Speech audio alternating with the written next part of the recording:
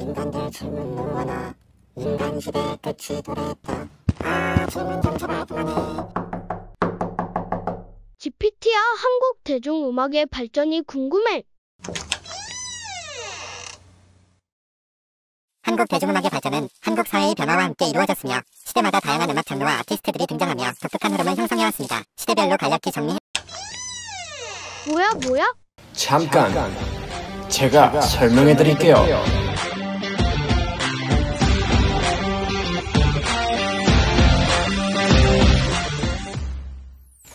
혹시 다들 민중가요라는 장르를 알고 계신가요? 70년대부터 80년대 사이에 활발하게 작곡된 민중가요는 사람들 사이에 퍼져서 사회의 억압에 대한 저항을 노래했죠. 과거에는 사회 구성원들이 공통적으로 믿고 속해 있는 큰 이야기가 있었고, 뮤지션도 그 커다란 이야기 안에서 사람들과 서로 가사를 주고받는 존재들이었습니다. 시간이 지나 지금은 개개인간의 유대가 약해지고 큰 이야기가 조락한 포스트 모던 사회. 당연히 시대가 바뀐 만큼 한국의 음악이 생산되고 소비되는 양상 또한 많이 바뀌었죠. 한국의 음악은 인터넷의 발달에 힘입어 K-팝이라는 이름으로 세계로 널리 퍼졌고, 세계의 문화산업 속에서 K-팝의 지위는 정말 높아졌습니다. K-팝이 발달한 과거의 이야기부터 현재 직면한 K-팝 문화의 소비 형태와 문제점까지 과제맨과 함께 알아봅시다. 릴스에 쇼츠에 틱톡까지 과제맨도 누워서 시간 가는 줄 모르고 보다 과제를 미룰 때가 많습니다. 이렇게 쇼폼을 보다 보면 꼭 나오는 아이돌 노래 챌린지 다들 한 번쯤은 보셨을 텐데요. K-팝 댄스 챌린지, 또 아이돌 코디와 메이크업을 따라하는 영상까지 국내외를 가리지 않고 K-팝과 관련된 다양한 컨텐츠들이 넘쳐나고 있죠. 이렇게 넘쳐나는 챌린지와 컨셉 경쟁 속에서 살아남기 위해 아이돌들은 매번 파격적인 컨셉과 중독성 강한 안무와 음악을 가지고 와야 합니다.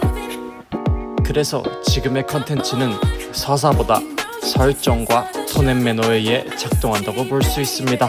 아티스트 그리고 그들을 만드는 기획자들조차 이야기보다 이미지를 선택하고 있죠.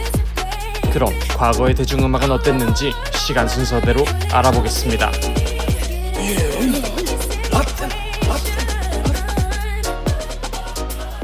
한국의 대중음악이 본격적으로 꽃피우기 시작한 건 1960년대.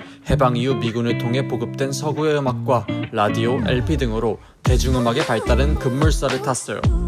6.25 전쟁이 휩쓸고 간 당시 온 나라는 전쟁의 잿더미에서 벗어나려는 재건 의지로 불타올랐습니다. 4.19 의거와 5.16 혁명의 격변 속에서 탄생한 군사정권은 불도저처럼 짧은 시간에 각종 사회적 인프라의 토대를 마련하는 계기가 되었죠. 산업화, 도시화의 가속에 붙었던 이 시기의 분위기는 밝고 희망찼습니다. 이에 따라 1950년대까지 차분하고 칙칙했던 노래들이 60년대에 들어 욕망 넘치고 밝은 노래들로 바뀌었죠.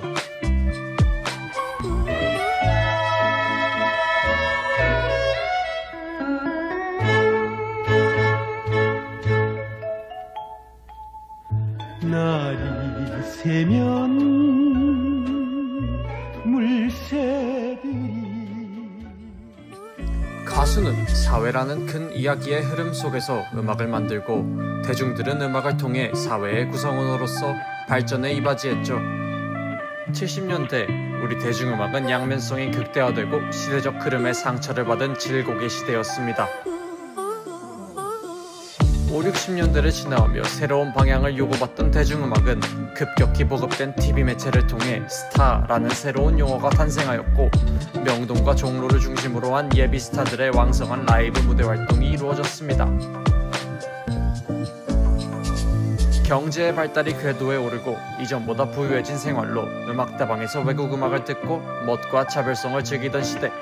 방송에서 자주 들려지던 음악보다 자신의 취향에 맞는 곡을 골라 듣는 개성의 시대가 열리면서 개인의 취향에 따라 소비하는 양상이 태동하기 시작했고, 새로운 포크 음악과 신선한 음악으로 무장한 그룹 사운드 중심의 대학가요제라는 새로운 메시지를 접하게 되었습니다.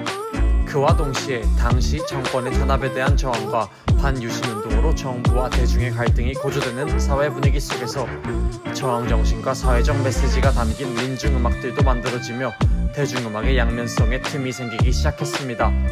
하지만 대중음악의 급격한 발전에 브레이크를 거는 사건이 발생하는데, 바로 대마초 파동과 유신 정권 말기에 이어서 또 다른 군사 쿠데타 정권이 들어서고, 가장 어목했던 시기 속에서 예술가들의 활동이 자의반 타의반 규제를 받았습니다. 하지만 세게 억눌릴수록 더 강하게 튀어나가는 법이죠.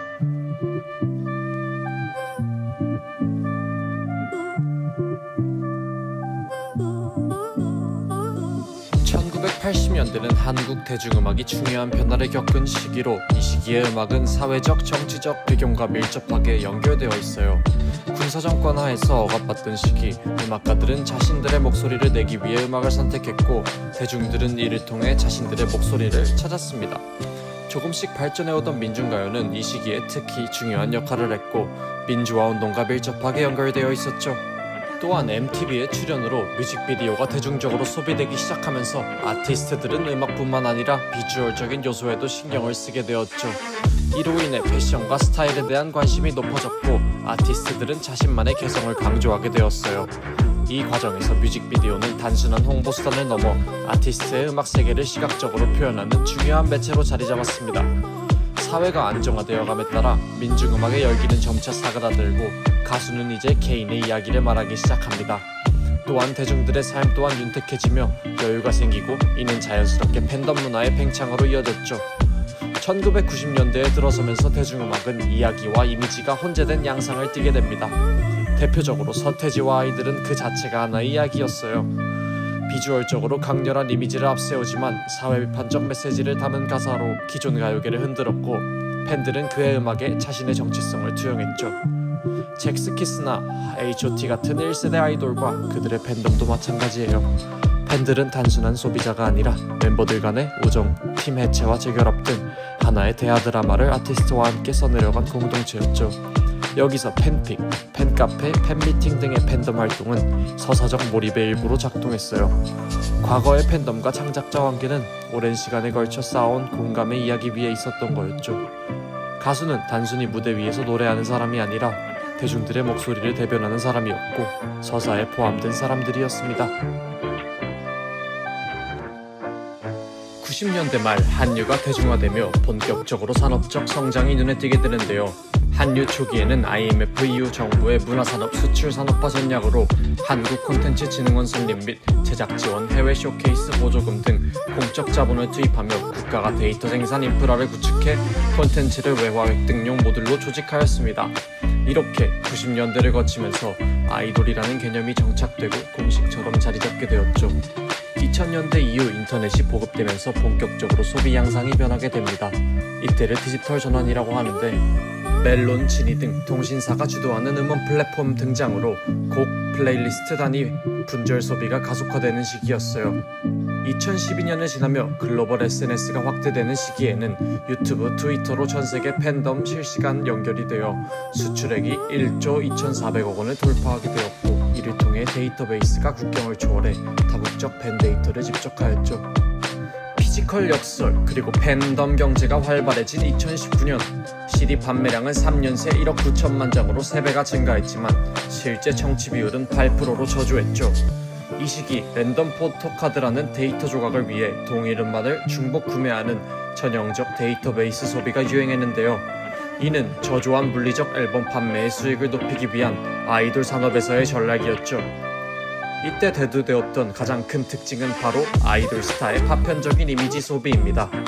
짧은 시간에 청중의 주의를 끌고 강렬하게 각인되어야 살아남는 환경에서 파편적 이미지는 서사적 흐름보다 훨씬 효과적인 도구로 작동했습니다. 이러한 흐름은 K-팝이 숏폼과 SNS 환경에 적응하는 과정에서 더욱 두드러집니다. 서사적 맥락 속에서 그 의미를 구성하지 않아도 소리 그 자체로서 독립적으로 작동할 수 있기 때문이죠. 새 K-팝을 소비하는 팬덤의 문화에서는 춤추는 행위가 중요한 참여 양식 중 하나로 자리 잡았습니다. 커버 댄스는 정확한 복제와 충실한 재현의 가치를 둡니다. 팬의 몸은 창조적 매체가 아니라 기존 콘텐츠를 반복 재생산하는 소비적 도구가 되며, 춤은 하나의 문화적 표현이라기보다 상품화된 이미지에 대한 수용적 수행으로 기능하게 되는 거죠. 팬들이 자발적으로 즐기는 행위에 의의가 전혀 없다고 단언할 수는 없습니다.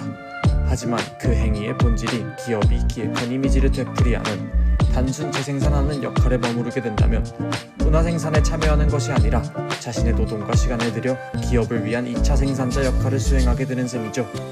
SNS상에서 팬들이 일명 커버댄스를 게시하며 팬심을 표현하고 있는 지금, 팬덤의 자율성과 열정을 보여주는 예로 자주 해석되지만 이러한 흐름이 얼마나 긍정적인 행위로 발전될 수 있는지 보다 비판적인 시각이 필요합니다.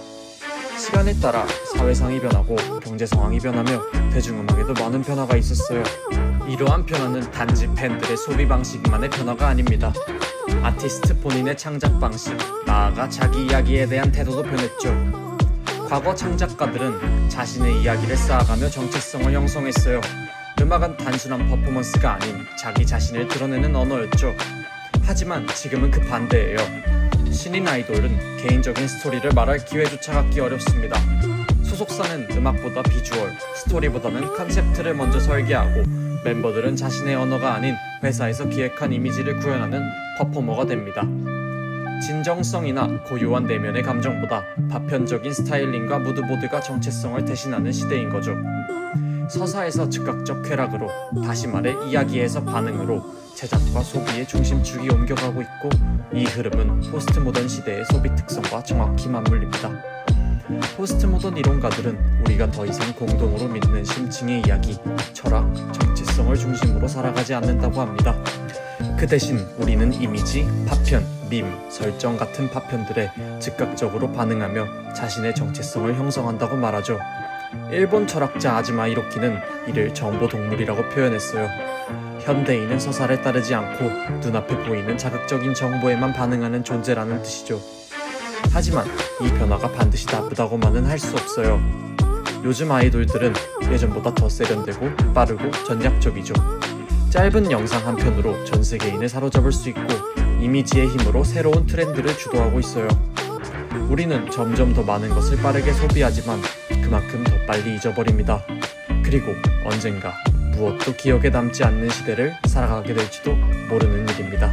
지금까지 미인문 과제맨이었습니다.